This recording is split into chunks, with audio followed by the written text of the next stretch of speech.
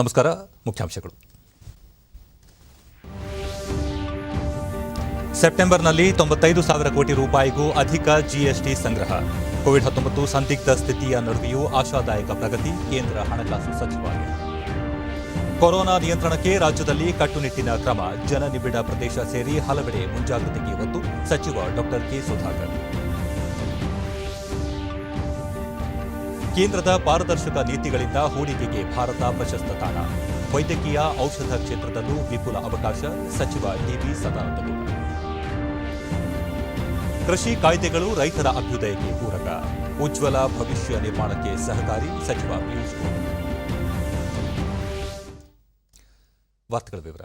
ದೇಶದಲ್ಲಿ ಕೊರೋನಾ ಸೋಂಕಿನ ನಡುವೆಯೂ ಸೆಪ್ಟೆಂಬರ್ ತಿಂಗಳಲ್ಲಿ 95,480 ಕೋಟಿ ರೂಪಾಯಿ ಸರಕು ಸೇವಾ ತೆರಿಗೆ ಜಿಎಸ್ಟಿ ಸಂಗ್ರಹವಾಗಿದೆ ಎಂದು ಕೇಂದ್ರ ಹಣಕಾಸು ಸಚಿವಾಲಯ ತಿಳಿಸಿದೆ. ಕಳೆದ ವರ್ಷ ಇದೇ ತಿಂಗಳಿಗಿಂತ ಈ ಬಾರಿ ಶೇಕಡಾ 4ರಷ್ಟು ಏರಿಕೆ ಕಂಡಿದೆ. ಕೇಂದ್ರೀಯ ಸರಕು ಸೇವಾ ತೆರಿಗೆ 17,741 ಕೋಟಿ ರೂಪಾಯಿ, ರಾಜ್ಯಗಳ ಜಿಎಸ್ಟಿ 23,131 ಕೋಟಿ ರೂಪಾಯಿ ಹಾಗೂ ಕೇಂದ್ರೀಕೃತ ಜಿಎಸ್ಟಿ 47,484 ಕೋಟಿ ರೂಪಾಯಿಗಳಷ್ಟು ಸಂಗ್ರಹವಾಗಿದೆ ಎಂದು ಸಚಿವಾಲಯ ತಿಳಿಸಿದೆ.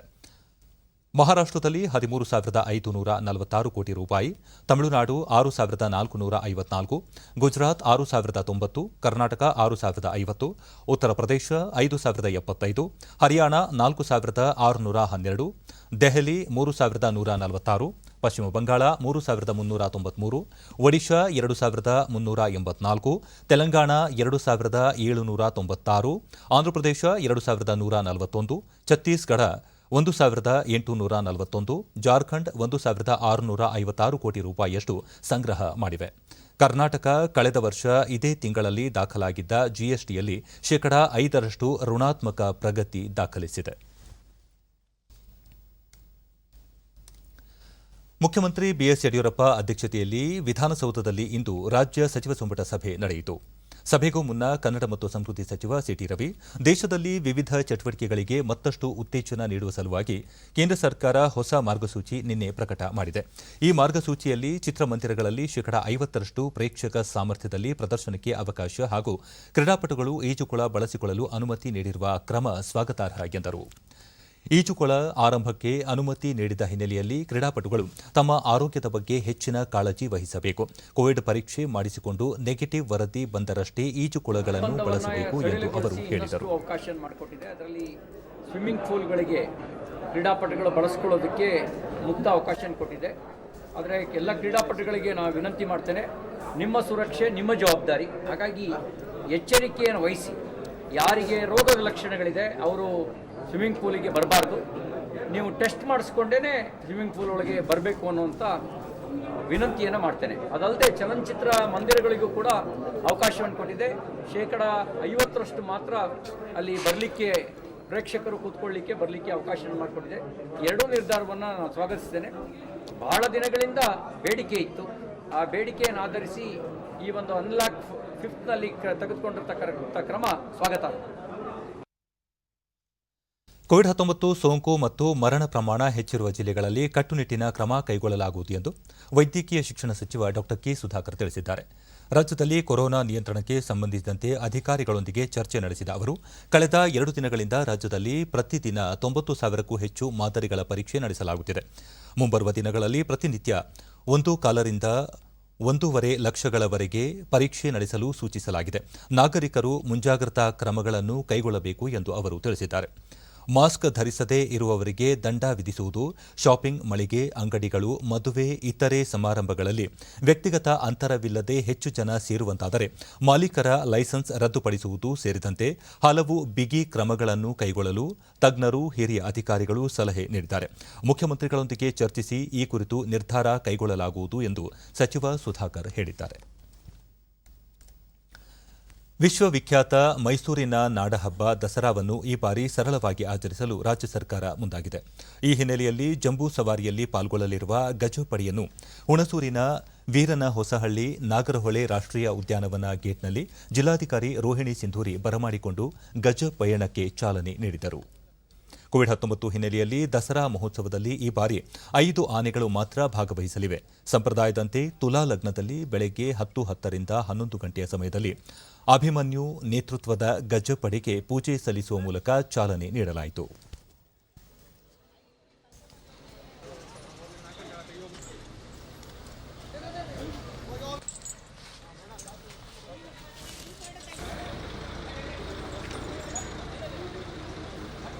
ಈ ದಿವಸ ಅಂಬಾರಿ ಆನೆ, ಅಭಿಮನ್ಯು ಸೇರಿದಂತೆ ವಿಜಯ, ಕಾವೇರಿ, ಗೋಪಿ ಹಾಗೂ ವಿಕ್ರಮ ಆನೆಗಳನ್ನು 5 ಲಾರಿಗಳ ಮೂಲಕ ಸುರಕ್ಷಿತವಾಗಿ ಮೈಸೂರಿನ ಅರಣ್ಯ ಭವನಕ್ಕೆ ತರಲಾಯಿತು. ಈ ಸಂದರ್ಭದಲ್ಲಿ ಮಾತನಾಡಿದ ಅರಣ್ಯ ಆರೋಗ್ಯಾಧಿಕಾರಿ ಡಾ ನಾಗರಾಜು, ಎಲ್ಲ ಆನೆಗಳು ಆರೋಗ್ಯವಾಗಿದ್ದು ನಾಳೆ ಅರಮನೆಯಲ್ಲಿ ನಡೆಯಲಿರುವ ಸ್ವಾಗತ ಕಾರ್ಯಕ್ರಮದಲ್ಲಿ ಪಾಲ್ಗೊಳ್ಳಲಿವೆ. ಕೋವಿಡ್-19 ಹಿನ್ನೆಲೆಯಲ್ಲಿ ಅಗತ್ಯವಿದ್ದರೆ ಪರೀಕ್ಷೆ ಮಾಡಿಸಲಾಗುವುದು. ಎಲ್ಲ ಆನೆಗಳಿಗೂ ನಾಳೆಯಿಂದಲೇ ವಿಶೇಷ ಆಹಾರ ನೀಡಲಾಗುವುದು ಎಂದು ಮಾಹಿತಿ ನೀಡಿದರು. ನಾಳೆ ವಿದ್ಯುಕ್ತವಾಗಿ ಅವಕ್ಕೆ ಇಲ್ಲೊಂದು ಪೂಜೆಯನ್ನು ನೆರವೇರಿಸಿ ನಂತರ ನಮ್ಮ ಲಾರಿಗಳ ಮೂಲಕನೇ ಒಂದೊಂದು ಆನೆಗಳಿಗೂ ಲಾರಿನ ಮೂಲಕನೇ ನಮ್ಮ ಅರಮನೆಗೆ ಕೊಂಡೊಯ್ದು ಅಲ್ಲಿ ನಡೀತಕ್ಕಂಥ ಸ್ವಾಗತ ಕಾರ್ಯಕ್ರಮದಲ್ಲಿ ಭಾಗವಹಿಸಲಿಕ್ಕೆ ವ್ಯವಸ್ಥೆ ಮಾಡ್ತೇವೆ. ಅದಕ್ಕಿಂತ ಮೊದಲನೇದಾಗಿ ಉಪ ಅರಣ್ಯ ಸಂರಕ್ಷಣಾಧಿಕಾರಿ ಎಂಸಿ ಅಲೆಕ್ಸಾಂಡರ್, ಕಳೆದ 21 ವರ್ಷಗಳಿಂದ ದಸರಾ ಮಹೋತ್ಸವದಲ್ಲಿ ಪಾಲ್ಗೊಳ್ಳುತ್ತಿರುವ ಅಭಿಮನ್ಯು ಆನೆ ಈ ಬಾರಿ ಅಂಬಾರಿ ಹೊರಲಿದೆ ಎಂದರು. ಪೂಜೆ ಮಾಡಿದ ನಂತರ ನಮ್ಮ 5 ಆನೆಗಳನ್ನು ಕೂಡ ಆನೆಗಳಿಗೂ ಪೂಜೆ ಮಾಡಿ ಅದರ ಮಾವುತರು ಮತ್ತು ಕವಾಡಿಗಳಿಗೆ ಅವರಿಗೆ ನಾವು ಗೌರವ ಸಲ್ಲಿಸಿ ಫಲತಾಂಬೂಲ ನೀಡಿ 2020ನೇ ಸಾಲಿನ ದಸರಾವನ್ನು ಅತ್ಯಂತ ಯಶಸ್ವಿಯಾಗಿ ಮಾಡಿಕೊಡ್ಬೇಕು ಅಂತ ನಾವು ಅವ್ರನ್ನ ಕೋರಿಕೊಂಡು ಅಲ್ಲಿಂದ ಟ್ರಕ್ನಲ್ಲಿ ಈ ಸಲಕ್ಕೆ ಆಯ್ಕೆಯಾದಂಥ 5 ಆನೆಗಳನ್ನು ಕೂಡ ನಾವು ಟ್ರಕ್ ಮೂಲಕ ತಂದು ಅರಣ್ಯ ಭವನಕ್ಕೆ ಈಗ ತಲುಪಿದೆ. ಯಾವುದೇ ತೊಂದರೆ ಇಲ್ಲದೆ ದೇವರ ಆಶೀರ್ವಾದದಿಂದ ಎಲ್ಲ ಚೆನ್ನಾಗಿ ಬಂದಿದೆ. ದೇಶದಲ್ಲಿ ಔಷಧ ಮತ್ತು ವೈದ್ಯಕೀಯ ಸಾಧನ ಕ್ಷೇತ್ರದಲ್ಲಿ ಹೂಡಿಕೆಗೆ ಇದು ಸಕಾಲ ಎಂದು ಕೇಂದ್ರ ರಾಸಾಯನಿಕ ಮತ್ತು ರಸಗೊಬ್ಬರ ಖಾತೆ ಸಚಿವ ಡಿವಿ ಸದಾನಂದಗೌಡ ತಿಳಿಸಿದ್ದಾರೆ. ದೆಹಲಿಯಲ್ಲಿ ಸಿಐಐ ಲೈವ್ ಸೈನ್ಸ್ ಕಾನ್ ಕ್ಲೈವ್ 2020 ಉದ್ದೇಶಿಸಿ ಮಾತನಾಡಿದ ಅವರು, ಔಷಧ ಕ್ಷೇತ್ರ 2024ರ ವೇಳೆಗೆ $65 ಶತಕೋಟಿ ಮತ್ತು 2030ರ ವೇಳೆಗೆ $120 ಶತಕೋಟಿ ಉದ್ಯಮವಾಗಿ ಬೆಳೆಯುವ ಸಾಧ್ಯತೆ ಇದೆ ಎಂದು ಅವರು ವಿಶ್ವಾಸ ವ್ಯಕ್ತಪಡಿಸಿದ್ದಾರೆ. ಸರ್ಕಾರದ ಸುಧಾರಣೆಯಿಂದಾಗಿ ಉದಯೋನ್ಮುಖ ಆರ್ಥಿಕತೆಗಳಲ್ಲಿ ಭಾರತ ಅತ್ಯುತ್ತಮ ಹೂಡಿಕೆ ತಾಣಗಳಲ್ಲಿ ಒಂದಾಗಿ ಹೊರಹೊಮ್ಮಲು ಕಾರಣವಾಗಿದೆ. ಹಣಕಾಸಿನ ಸೇರ್ಪಡೆಯನ್ನು ಉತ್ತೇಜಿಸಲು, ಭ್ರಷ್ಟಾಚಾರ ತಡೆಗಟ್ಟಲು ಮತ್ತು ಕಾರ್ಮಿಕ ಕಾನೂನುಗಳು ಹಾಗೂ ನಿಬಂಧನೆಗಳ ಅನುಸರಣೆಯನ್ನು ಸರಾಗಗೊಳಿಸುವ ನೀತಿಯನ್ನು ಜಾರಿಗೊಳಿಸಿರುವುದು ಭಾರತವನ್ನು ಹೂಡಿಕೆಯ ತಾಣವನ್ನಾಗಿಸಿದೆ ಎಂದು ಹೇಳಿದ್ದಾರೆ. ಕಾಂಗ್ರೆಸ್ ಪಕ್ಷ ತನ್ನ ವೈಫಲ್ಯಗಳನ್ನು ಮುಚ್ಚಿಕೊಳ್ಳಲು ಕೇಂದ್ರ ಸರ್ಕಾರದ ಕೃಷಿ ಕಾಯ್ದೆಗಳನ್ನು ವಿರೋಧಿಸುತ್ತಿದೆ ಎಂದು ಕೇಂದ್ರ ರೈಲ್ವೆ ಮತ್ತು ವಾಣಿಜ್ಯ ಸಚಿವ ಪಿಯೂಷ್ ಗೋಯಲ್ ಆರೋಪಿಸಿದರು. ಜೈಪುರದಲ್ಲಿ ಅವರು, ಕೇಂದ್ರ ಸರ್ಕಾರ ರೂಪಿಸಿರುವ ಕೃಷಿ ಕಾಯ್ದೆಗಳು ರೈತರ ಹಿತಾಸಕ್ತಿಗೆ ಪೂರಕವಾಗಿವೆ. ಇದರಿಂದ ರೈತರ ಅಭ್ಯುದಯವಾಗುತ್ತದೆ, ದೇಶದ ಭವಿಷ್ಯವು ಉಜ್ವಲವಾಗುತ್ತದೆ. ಆದರೆ ಕಾಂಗ್ರೆಸ್ ರೈತರನ್ನು ದಿಕ್ಕು ತಪ್ಪಿಸುವ ಕೆಲಸ ಮಾಡುತ್ತಿದೆ ಎಂದರು. ಕಾಂಗ್ರೆಸ್ ಬಳಿ ಹಲವಾರು ಪ್ರಶ್ನೆಗಳಿಗೆ ತರ್ಕಬದ್ಧವಾದ ಉತ್ತರವಿಲ್ಲ. ಈ ಹಿನ್ನೆಲೆಯಲ್ಲಿ ತನ್ನ ವೈಫಲ್ಯ ಮುಚ್ಚಿಕೊಳ್ಳಲು ರಾಜ್ಯಸಭಾ ಕಲಾಪದಲ್ಲಿ ದುರ್ವರ್ತನೆ ತೋರಿತು ಎಂದರು.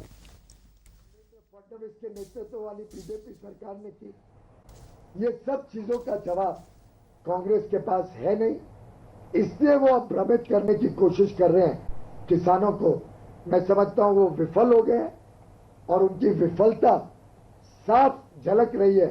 उनके राज्यसभा में जो व्यवहार था, जिस प्रकार से उन्होंने बहुत ही ओछे तरीके से वाइस चेयरमैन के साथ व्यवहार किया, जो तोड़फोड़ की, वो निंदनीय है और पूरे देश ने देखा है.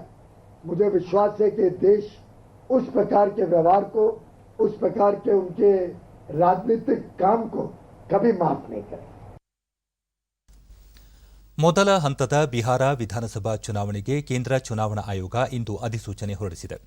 16 ಜಿಲ್ಲೆಗಳ 71 ವಿಧಾನಸಭಾ ಕ್ಷೇತ್ರಗಳಲ್ಲಿ ಅಕ್ಟೋಬರ್ 28ರಂದು ಮೊದಲ ಹಂತದ ಮತದಾನ ನಡೆಯಲಿದೆ.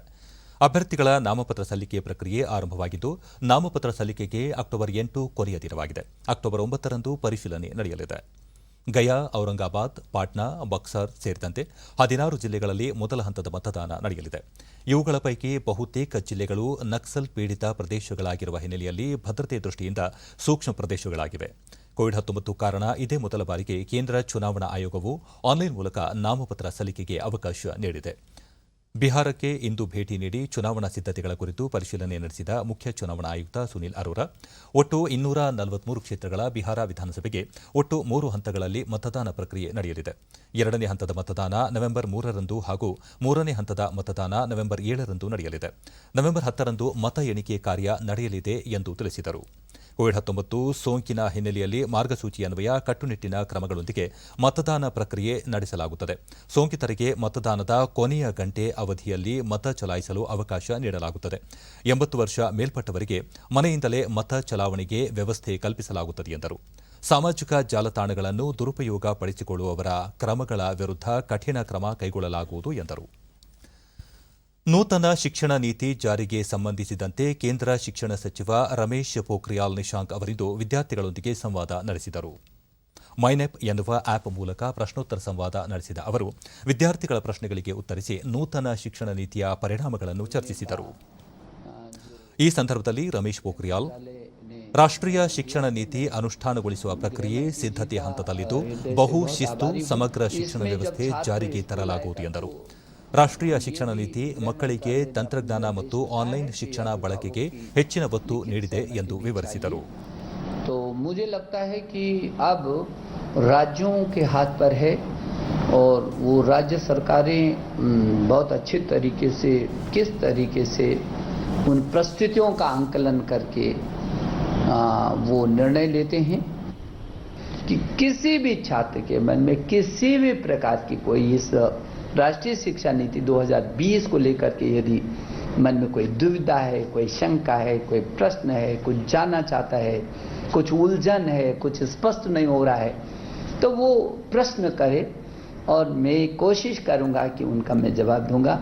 मुझे खुशी है कि पूरे देश से मैं देख रहा हूँ हजारों छात्र जुड़े हुए हैं और मैं सुबह से लगातार जवाब दे रहा हूँ. ಈ ಮಧ್ಯೆ ಪ್ರಧಾನಿ ನರೇಂದ್ರ ಮೋದಿ ತಮ್ಮ ಟ್ವೀಟ್ ಸಂದೇಶದಲ್ಲಿ ಇದೊಂದು ವಿನೂತನ ಪ್ರಯತ್ನ ಎಂದು ಶ್ಲಾಘಿಸಿ ಎಲ್ಲ ವಿದ್ಯಾರ್ಥಿಗಳು ಇದರಲ್ಲಿ ಭಾಗಿಯಾಗಿ ನೂತನ ಶಿಕ್ಷಣ ನೀತಿ ಜಾರಿಯಲ್ಲಿ ಪಾಲ್ಗೊಳ್ಳಬೇಕು ಎಂದು ಕರೆ ನೀಡಿದ್ದಾರೆ.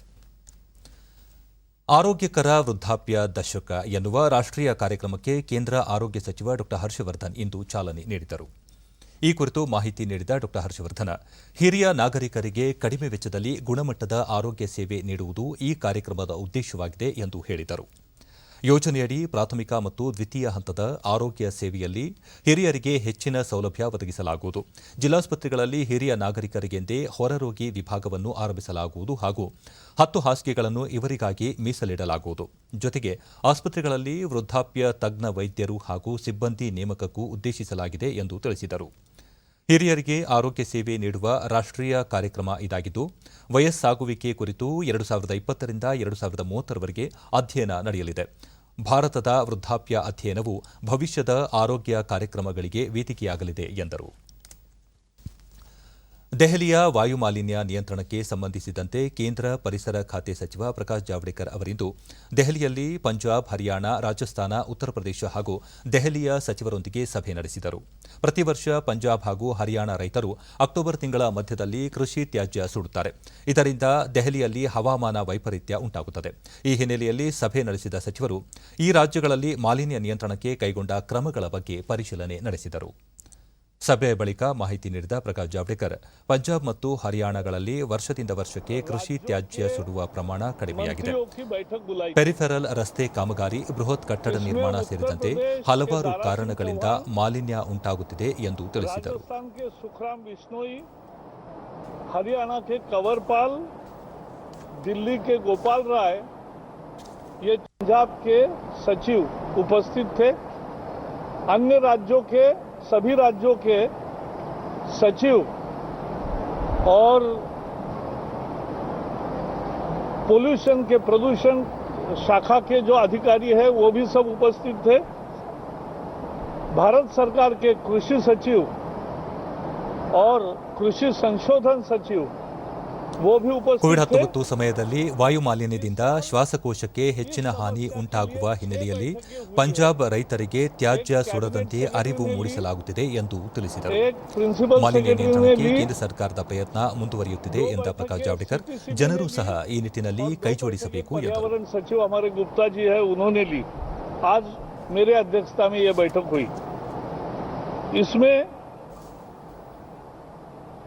एक बात पहले प्रेजेंटेशन हुआ, प्रेजेंटेशन में एक बात सामने आई कि पिछले कुछ सालों से जो लगातार सभी राज्यों के प्रयास चल रहे हैं और केंद्र ने जो बहुत सारे पहल किए हैं।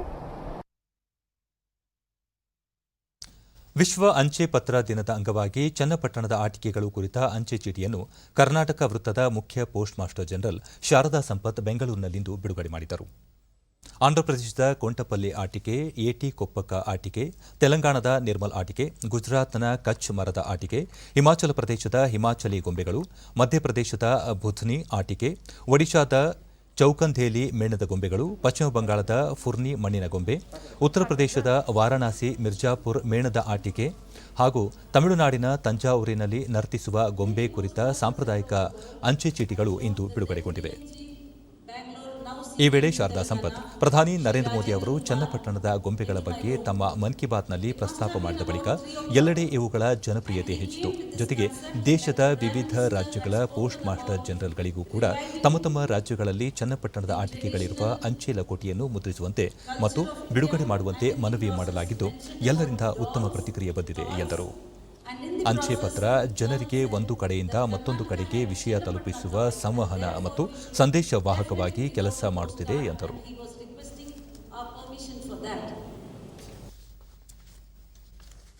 ಬೆಂಗಳೂರಿನ ಕಾಫಿ ಮಂಡಳಿಯಲ್ಲಿಂದು ವರ್ಚುವಲ್ ವೇದಿಕೆಯಲ್ಲಿ ಅಂತಾರಾಷ್ಟ್ರೀಯ ಕಾಫಿ ದಿನವನ್ನು ಆಚರಿಸಲಾಯಿತು.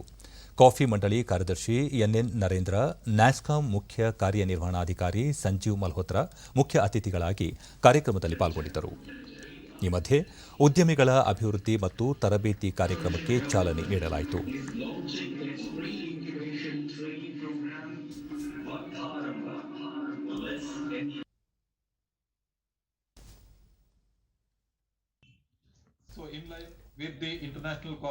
ಬಳಿಕ ಎನ್ಎನ್ ನರೇಂದ್ರ, ಕಾಫಿ ಕ್ಷೇತ್ರದಲ್ಲಿ ಮುಂದಿನ ಪೀಳಿಗೆಗೆ ಪ್ರೋತ್ಸಾಹ ಅಂತಾರಾಷ್ಟ್ರೀಯ ಕಾಫಿ ದಿನದ ಧ್ಯೇಯ ವಾಕ್ಯವಾಗಿದ್ದು, ಈ ಕ್ಷೇತ್ರದಲ್ಲಿ ಯುವ ಉದ್ಯಮಿಗಳನ್ನು ಪ್ರೋತ್ಸಾಹಿಸುವ ಗುರಿ ಹೊಂದಲಾಗಿದೆ. ದೇಶದಲ್ಲಿ ಕಾಫಿ ಅಭಿವೃದ್ಧಿಗಾಗಿ ನೀತಿ ಆಯೋಗದ ಸಹಯೋಗದಲ್ಲಿ 200 ಯುವ ಉದ್ಯಮಿಗಳನ್ನು ಆಯ್ಕೆ ಮಾಡಲಾಗಿದೆ ಎಂದು ತಿಳಿಸಿದರು. With the support of Atal Innovation Mission, Niti Aayog, Government of India, the center will support nearly 200 selected young entrepreneurs in the coffee sector to develop and scale their innovative and impact-driven ventures during the next 4 years. ಮಂಡಳಿಯ ಗುಣಮಟ್ಟ ವಿಭಾಗದ ಮುಖ್ಯಸ್ಥರಾದ ಡಾ K Basavaraj, ರಾಷ್ಟ್ರೀಯ ಮತ್ತು ಅಂತಾರಾಷ್ಟ್ರೀಯ ಮಟ್ಟದಲ್ಲಿ coffee ಬೆಳೆ ಉತ್ಪಾದನೆ, ಮಾರುಕಟ್ಟೆ ಕುರಿತು ವಿವರಿಸಿದರು. Domestic and international coffee growers problem. The ICO in 2019 studied some of the patterns of domestic coffee consumption, how to increase coffee consumption and how to stabilize the coffee prices in the international and domestic market.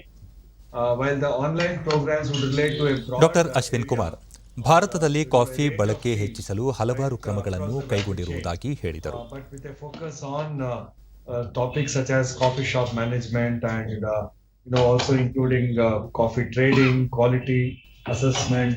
Also, the more contemporary topics relating to food safety management would be included. The offline programs would be conducted in Bangalore as well as in major consumption centers across the country. ಇದೇ ಸಂದರ್ಭದಲ್ಲಿ NASSCOM centre of excellence ಮತ್ತು CCRI ನಡುವೆ ಹಲವು ಒಡಂಬಡಿಕೆಗಳಿಗೆ ಸಹಿ ಹಾಕಲಾಯಿತು.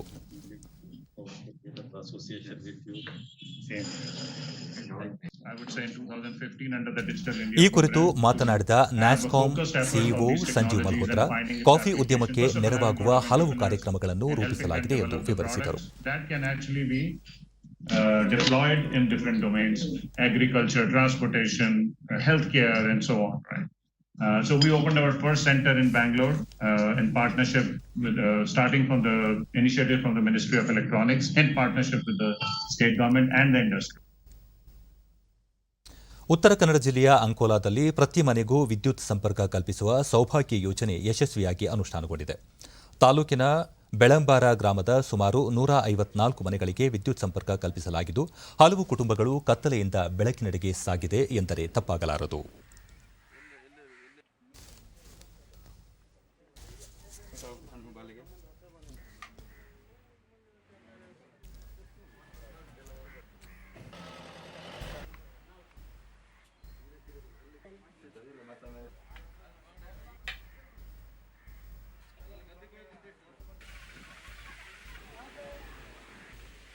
DD ನ್ಯೂಸ್ನೊಂದಿಗೆ ಫಲಾನುಭವಿ ಮಹೇಶ್ ಖಾರ್ವಿ. ಮೀನುಗಾರಿಕೆ ವೃತ್ತಿಯಲ್ಲಿ ತೊಡಗಿದ್ದೇನೆ. ಹಲವು ವರ್ಷಗಳಿಂದ ವಿದ್ಯುತ್ ಇಲ್ಲದೆ ಸಂಕಷ್ಟ ಪರಿಸ್ಥಿತಿಯಲ್ಲಿ ಇದ್ದೆವು. ಆದರೆ ಯೋಜನೆಯಡಿ ವಿದ್ಯುತ್ ಸಂಪರ್ಕ ದೊರೆತಿರುವುದರಿಂದ ಹೆಚ್ಚಿನ ಅನುಕೂಲವಾಗಿದೆ ಎಂದರು. ಏನು ತೊಂದರೆ ಇಲ್ಲ, ಅದರಿಂದ ನಮಗೆ ಏನು ಭಯ ಇಲ್ಲ, ಎಂಥದಿಲ್ಲ. ಮತ್ತೋರ್ವ ಫಲಾನುಭವಿ ಲಕ್ಷ್ಮಿ, ಸೀಮೆ ಎಣ್ಣೆ ದೀಪದ ಬೆಳಕಿನಲ್ಲಿ ಈ ಹಿಂದೆ ಜೀವನ ಸಾಗಿಸುತ್ತಿದ್ದೆವು. ಆದರೆ ಸೌಭಾಗ್ಯ ಯೋಜನೆಯಡಿ ವಿದ್ಯುತ್ ಸಂಪರ್ಕ ದೊರೆತಿರುವುದು ಸಂತಸ ತಂದಿದೆ ಎಂದರು. ಹಾಗೂ ಸೌಭಾಗ್ಯ ಯೋಜನೆ ಅಂಕೋಲಾ ಹೆಸ್ಕಾಂ ಸಹಾಯಕ ಕಾರ್ಯನಿರ್ವಾಹಕ ಅಭಿಯಂತರ ಪ್ರವೀಣ ನಾಯ್ಕ, ಕೇಂದ್ರ ಸರ್ಕಾರದ ಮಹತ್ವಾಕಾಂಕ್ಷಿ ಯೋಜನೆಯಡಿ ಅರ್ಹ ಫಲಾನುಭವಿಗಳಿಗೆ ವಿದ್ಯುತ್ ಸಂಪರ್ಕ ಕಲ್ಪಿಸಲಾಗುತ್ತಿದೆ ಎಂದು ಮಾಹಿತಿ ನೀಡಿದರು. ಅನಂತರದಲ್ಲಿ ಪರಿಶಿಷ್ಟ ಜಾತಿ, ಪರಿಶಿಷ್ಟ ಪಂಗಡ ಇಂಥ ಮನೆಗಳಿಗೆ ವಿದ್ಯುತೀಕರಣ ಮಾಡಿರ್ತೇವೆ. ಅದರಂತೆ ಸೌಭಾಗ್ಯ ಯೋಜನೆಯಲ್ಲಿ ಕೂಡ 154 ಮನೆಗಳಿಗೆ ನಾವು ಈಗಾಗಲೇ ವಿದ್ಯುತೀಕರಣ ಮಾಡಿರ್ತೇವೆ. ಇದು ಒಂದು ಕೇಂದ್ರ ಸರ್ಕಾರದ ಮಹತ್ವಾಕಾಂಕ್ಷಿ ಯೋಜನೆ ಅಂತ ಈ ಸಂದರ್ಭದಲ್ಲಿ ಹೇಳಲಿಕ್ಕೆ ಇಷ್ಟಪಡ್ತೇನೆ. ರಾಜ್ಯದ ಹಲವು ಜಿಲ್ಲೆಗಳಲ್ಲಿ ಕೊರೋನಾ ಸೋಂಕು ದಿನದಿಂದ ದಿನಕ್ಕೆ ಹೆಚ್ಚುತ್ತಿದ್ದು, ಈ ನಿಟ್ಟಿನಲ್ಲಿ ಸೋಂಕು ತಡೆಗಟ್ಟಲು ಹಾಗೂ ಜನರಲ್ಲಿ ಜಾಗೃತಿ ಮೂಡಿಸಲು ಹಲವು ಕಾರ್ಯಕ್ರಮಗಳನ್ನು ಹಮ್ಮಿಕೊಳ್ಳಲಾಗುತ್ತಿದೆ. ಶಿವಮೊಗ್ಗ ಜಿಲ್ಲೆಯಲ್ಲಿ ಮಾಸ್ಕ್ ಧರಿಸದೆ ಸಾರ್ವಜನಿಕ ಪ್ರದೇಶಗಳಲ್ಲಿ ಸಂಚರಿಸುವವರ ವಿರುದ್ಧ ಹಾಗೂ ಜನನಿಬಿಡ ಪ್ರದೇಶಗಳಲ್ಲಿ ವ್ಯಕ್ತಿಗತ ಅಂತರ ಕಾಪಾಡಿಕೊಳ್ಳದವರಿಗೆ ಪೊಲೀಸರು ಸೇರಿದಂತೆ ನಗರಸಭೆ ಅಧಿಕಾರಿಗಳು ₹200 ದಂಡ ವಿಧಿಸುತ್ತಿದ್ದಾರೆ.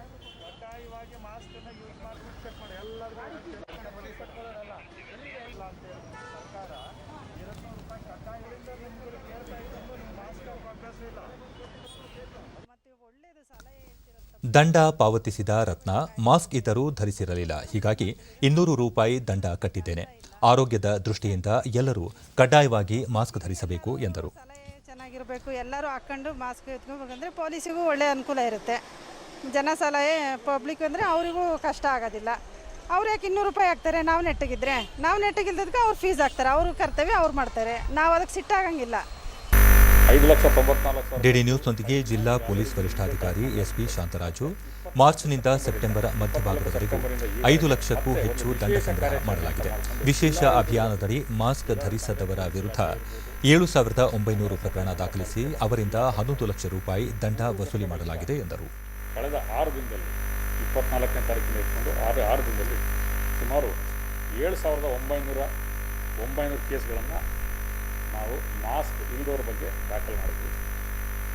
ಮತ್ತು ಅವರಿಂದ ₹11 ಲಕ್ಷ ಫೈನನ್ನು ವಸೂಲಿ ಮಾಡಿದ್ವಿ. ಅಂದರೆ 7,900 ಜನಕ್ಕೆ ನಾವು ಈ ಒಂದು ಮಾಸ್ಕ್ ಧರಿಸೋದ್ರ ಬಗ್ಗೆ ಒಂದು ತಿಳುವಳಿಕೆ ಮತ್ತು ಅವ್ರ ಕಡೆಯಿಂದ ಬೇರೆಯವರಿಗೆ ತಿಳುವಳಿಕೆ ನೀಡುವ ಕೆಲಸ ಮಾಡ್ತೀವಿ.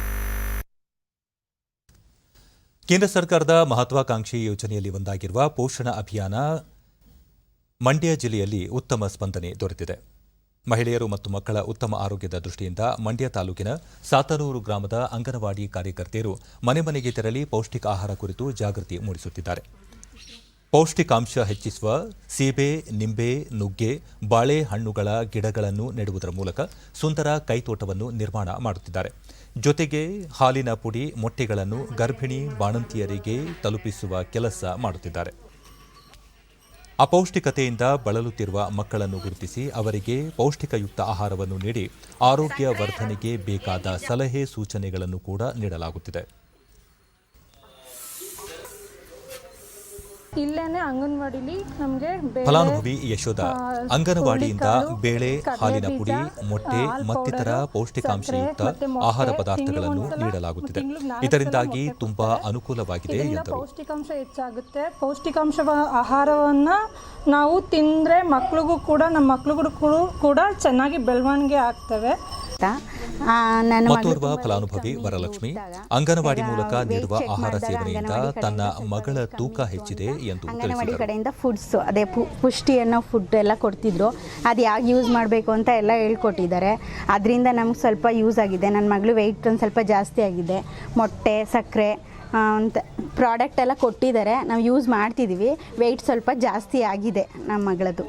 ಅದರಲ್ಲಿ ನಾವು ಏನು ಮಾಡಿದ್ದೀವಿ ಅಂದರೆ ನಮ್ಮದು ಮಂಡ್ಯ ಶಿಶು ಅಭಿವೃದ್ಧಿ ಯೋಜನಾ ವ್ಯಾಪ್ತಿನಲ್ಲಿ ಸಹಾಯಕ ಶಿಶು ಯೋಜನಾಭಿವೃದ್ಧಿ ಅಧಿಕಾರಿ ನಂಜಮಣಿ ಸೆಪ್ಟೆಂಬರ್ ಮಾಹೆಯನ್ನು ಪೋಷಣ ಮಾಸವಾಗಿ ಆಚರಿಸಲಾಗಿದ್ದು ಅಪೌಷ್ಟಿಕತೆಯಿಂದ ಬಳಲುತ್ತಿರುವ ಮಕ್ಕಳನ್ನು ಗುರುತಿಸಿ ಚಿಕಿತ್ಸೆ ನೀಡಲಾಗುತ್ತಿದೆ. ಗ್ರಾಮೀಣ ಮಟ್ಟದಲ್ಲಿ ಗ್ರಾಮ ಸಭೆಗಳನ್ನು ನಡೆಸಿ ಜಾಗೃತಿ ಮೂಡಿಸಲಾಗುತ್ತಿದೆ ಎಂದು ತಿಳಿಸಿದರು. ಅವರು ತುಂಬಾ ಪ್ರಶಂಸೆ ವ್ಯಕ್ತಪಡಿಸಿದ್ದಾರೆ. ಅದರಂತೆ ಪೌಷ್ಟಿಕ ಕೈತೋಟ ಮಂಡ್ಯ ತಾಲೂಕು ಶಿಶು ಅಭಿವೃದ್ಧಿ ಅಧಿಕಾರಿ ಕುಮಾರ್ ಅಂಗನವಾಡಿಗಳಲ್ಲಿ ಸ್ವಚ್ಛತೆ ಪೌಷ್ಟಿಕ ಆಹಾರ ಬೆಳೆಯುವುದಕ್ಕೆ ಆದ್ಯತೆ ನೀಡಲಾಗಿದ್ದು ಎಲ್ಲ ಕಡೆ ಕೈತೋಟ ನಿರ್ಮಾಣ ಮಾಡಲು ಅಗತ್ಯ ಕ್ರಮ ಕೈಗೊಳ್ಳಲಾಗುವುದು ಎಂದರು. ನೆಡುವ ಕಾರ್ಯಕ್ರಮವನ್ನು ಹಮ್ಮಿಕೊಂಡಿದ್ದು ಅದರ ಪ್ರಕಾರ ನಾವು 29 ಸಾತ್ನೂರು ಗ್ರಾಮದಲ್ಲಿ ಮಾನ್ಯ ಜಿಲ್ಲಾಧಿಕಾರಿಗಳು ಹಾಗೂ ಮಾನ್ಯ ಮುಖ್ಯ ಕಾರ್ಯನಿರ್ವಾಹಕ ಅಧಿಕಾರಿಗಳ ಉಪಸ್ಥಿತಿಯಲ್ಲಿ ಒಂದು ಉತ್ತಮವಾದ ಕೈತೋಟವನ್ನು ನಿರ್ಮಾಣ ಮಾಡಿದ್ದೀವಿ. ವೈದ್ಯಕೀಯ ಸೇವೆ ಮಹಿಳಾ ಮತ್ತು ಮಕ್ಕಳ ಕಲ್ಯಾಣ ಇಲಾಖೆ ಉಪನಿರ್ದೇಶಕ ರಾಜಮೂರ್ತಿ ಕೇಂದ್ರ ಸರ್ಕಾರದ ಪೋಷಣ ಅಭಿಯಾನದಡಿ 2546 ಅಂಗನವಾಡಿ ಕೇಂದ್ರಗಳನ್ನು ಗುರುತಿಸಿ ಮಕ್ಕಳು ಹಾಗೂ ತಾಯಂದಿರು ಆರೋಗ್ಯದಿಂದ ಇರಲು ವಿವಿಧ ರೀತಿಯ ಕಾರ್ಯಕ್ರಮಗಳನ್ನು ಆಯೋಜಿಸಲಾಗಿದೆ. ಜಿಲ್ಲೆಯಾದ್ಯಂತ 125 ಅಂಗನವಾಡಿ ಕೇಂದ್ರಗಳಲ್ಲಿ ಕೈತೋಟವನ್ನು ನಿರ್ಮಾಣ ಮಾಡಲಾಗುತ್ತಿದೆ ಎಂದು ತಿಳಿಸಿದರು. ಈ ಪೋಷಣ ಅಭಿಯಾನ ಅಂತಕ್ಕಂಥದ್ದು ನಮ್ಮ ಜಿಲ್ಲೆಯಲ್ಲಿ 3ನೇ ಹಂತದಲ್ಲಿ ಅಸ್ತಿತ್ವಕ್ಕೆ ಅನುಷ್ಠಾನಗೊಳಿಸ್ತಾ ಇದ್ದೀವಿ. ಕೋಲಾರ ಜಿಲ್ಲೆಯಲ್ಲಿ ಹೆಚ್ಚುತ್ತಿರುವ ಕೊರೋನಾ ಸೋಂಕು ಪ್ರಕರಣಗಳನ್ನು ನಿಯಂತ್ರಿಸಲು ಜಿಲ್ಲಾಡಳಿತ ಹಲವು ಮುಂಜಾಗ್ರತಾ ಕ್ರಮಗಳನ್ನು ಕೈಗೊಂಡಿದೆ. ಈ ನಿಟ್ಟಿನಲ್ಲಿ ಜಿಲ್ಲೆಯ ಪ್ರಾಥಮಿಕ ಆರೋಗ್ಯ ಕೇಂದ್ರಗಳು ಸೇರಿದಂತೆ ಒಟ್ಟು 64 ಮಾದರಿ ಸಂಗ್ರಹ ಕೇಂದ್ರಗಳನ್ನು ಪ್ರಾರಂಭಿಸಿದ್ದು ಸಾರ್ವಜನಿಕರಿಂದ ಉತ್ತಮ ಪ್ರತಿಕ್ರಿಯೆ ವ್ಯಕ್ತವಾಗಿದೆ.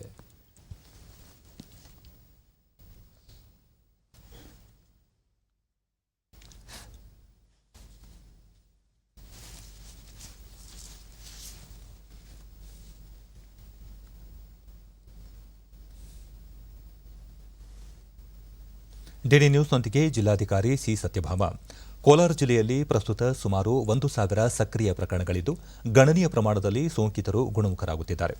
ಇತರೆ ಜಿಲ್ಲೆಗಳಿಗೆ ಹೋಲಿಸಿದರೆ ಕೋಲಾರ ಜಿಲ್ಲೆ ಉತ್ತಮ ಸ್ಥಿತಿಯಲ್ಲಿದೆ. ಸೋಂಕು ನಿಯಂತ್ರಣಕ್ಕೆ ಸಾರ್ವಜನಿಕರು ಕಡ್ಡಾಯವಾಗಿ ಮುಖಗವಸು ಧರಿಸುವುದು ಅಗತ್ಯ. ಇಲ್ಲವಾದಲ್ಲಿ ಅಂತವರ ವಿರುದ್ಧ ಸೂಕ್ತ ಕ್ರಮ ಕೈಗೊಳ್ಳಲಾಗುವುದು ಎಂದು ತಿಳಿಸಿದರು. ಇದಾಯಿತು ಅಂದರೆ ಟೋಟಲ್ ಆ್ಯಕ್ಟಿವ್ ಅದರಲ್ಲಿ ಡಿಸ್ಚಾರ್ಜ್ ಆಗಿದ್ದು ಸುಮಾರು 4765 ಇದುವರೆಗೂ ಡಿಸ್ಚಾರ್ಜಸ್ ಆಗಿದೆ. ಸೊ ಡೆತ್ಸು ಸುಮಾರು 82 ಆಗಿದೆ. ನಮ್ಮ ಜಿಲ್ಲೆಗೆ ಅಂದರೆ ಬೇರೆ ಜಿಲ್ಲೆಗಳಿಗೆ ಹೋಲಿಸಿದ್ರೆ ಖಂಡಿತ ನಮ್ಮ ಜಿಲ್ಲೆ ಉತ್ತಮ ಸ್ಥಿತಿಯಲ್ಲಿದೆ.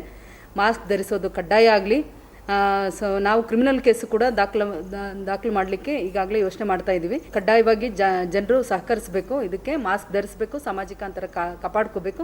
ಅದರಲ್ಲಿ ಸುಮಾರಷ್ಟು 4 ರಿಂದ 5 ಅವನಿ ಪ್ರಾಥಮಿಕ ಆರೋಗ್ಯ ಕೇಂದ್ರದ ವೈದ್ಯೆ doctor Shweta rapid antigen test ಹಾಗೂ ಆರ್ಟಿಪಿಸಿಆರ್ ಪರೀಕ್ಷಾ ಮಾದರಿಯಲ್ಲಿ ಈವರೆಗೂ ಸುಮಾರು 1000ಕ್ಕೂ ಹೆಚ್ಚು ಮಾದರಿಯನ್ನು ಸಂಗ್ರಹಿಸಿದ್ದು ಸೋಂಕು ಪ್ರಕರಣಗಳು ಕಡಿಮೆಯಾಗಿವೆ. ಶೀಘ್ರ ವರದಿ ಲಭ್ಯದಿಂದಾಗಿ ಸೋಂಕಿತರಿಗೆ ಸೂಕ್ತ ಚಿಕಿತ್ಸೆ ನೀಡಲು ಸಹಕಾರಿಯಾಗಿದೆ. ಸಿಂಪ್ಟಮ್ಯಾಟಿಕ್ ಇರೋರ್ನೇ ಕ್ವಾರಂಟೈನ್ ಸೆಲ್ಟರಲ್ಲಿ ಅವ್ರನ್ನೇ 14 ಡೇಸ್ ಕ್ವಾರಂಟೈನ್ ಇಟ್ಟು ನೋಡ್ತೀವಿ ಸಿಂಪ್ಟಮ್ಸ್ ಏನಾದರೂ ಇರೋದಿಲ್ವಾ ಅಂತ. ನೆಕ್ಸ್ಟ್ ಸಿಂಪ್ಟಮ್ಯಾಟಿಕ್ ಕೇಸಸ್ನೇ ನಾವು SNRಗೆ ಕಳಿಸ್ಕೊಡ್ತೀವಿ. ಅವ್ರಿಗೆ ಅಲ್ಲಿ SNRಲ್ಲಿ COVID-19 ಟ್ರೀಟ್ಮೆಂಟ್ ಶುರು ಮಾಡ್ತಾರೆ. ನಮ್ಗೆ ಫಸ್ಟು ಕೆಮ್ಮು ನೆಗಡಿ ಸ್ವಲ್ಪ ಲೈಟಾಗಿ 2 ದಿವಸದಿಂದ ಇತ್ತು. ನೀರು ಸ್ವಲ್ಪ ಚೇಂಜ್ ಆಗಿದ್ದಕ್ಕೆ ಅದಕ್ಕೋಸ್ಕರ ಹಾಸ್ಪಿಟ್ಲಿಗೆ ಬಂದರೆ ಹಾಸ್ಪಿಟ್ಲಲ್ಲಿ ಸ್ವಲ್ಪ ಒಂದು ಟೆಸ್ಟ್ ಮಾಡಿಸಿ ಅಂತೇಳಿದ್ರು. ಬೇರೆ ಎಲ್ಲಾದರೂ ಹೋಗ್ಬೇಕು ಅಂದರೆ ಭಯ ಆಗ್ತಾಯಿತ್ತು ನಮಗೆ. ಸ್ವಲ್ಪ ಫ್ರೀಡಮ್ ಆಗಿದೆ, ಅದಕ್ಕೆ ಬಂದು ಇಲ್ಲೇ ಫ್ರೀ ಆಗಿರುತ್ತೆ ಅಂತ ಚೆಕ್ ಮಾಡಿಸ್ಕೊತಾ ಇದ್ದೀವಿ ಸರ್. ಇನ್ನು ಹವಾವರ್ತಮಾನ. ರಾಜ್ಯದ ಉತ್ತರ ಒಳನಾಡಿನಲ್ಲಿ ನೈಋತ್ಯ ಮುಂಗಾರು ಚುರುಕು, ಕರಾವಳಿಯಲ್ಲಿ ದುರ್ಬಲ. ಕರಾವಳಿ ಮತ್ತು ದಕ್ಷಿಣ ಒಳನಾಡಿನಲ್ಲಿ ಕೆಲವೆಡೆ ಮಳೆಯಾಗಿದೆ.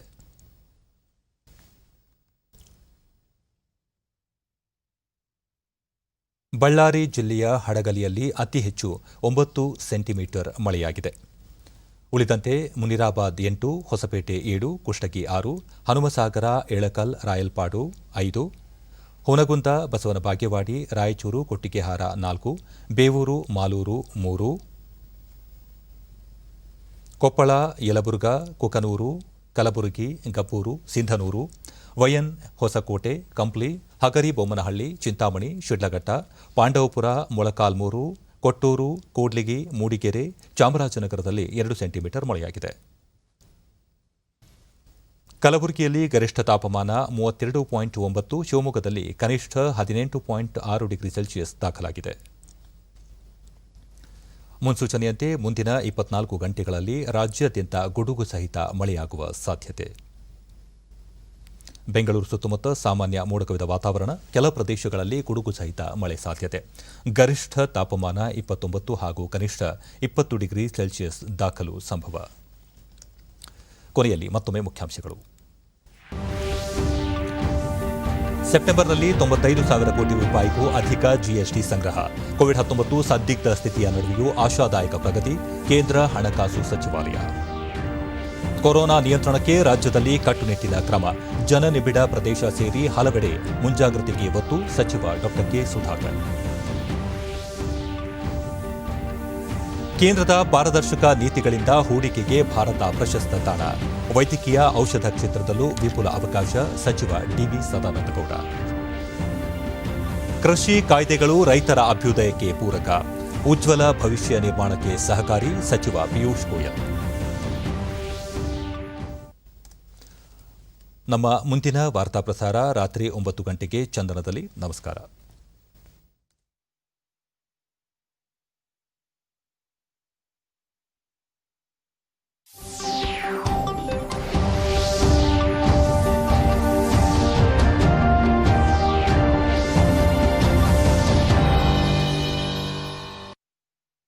ಬನ್ನಿ ಗೆಳೆಯರೇ, ಪ್ರಾಕ್ಟೀಸ್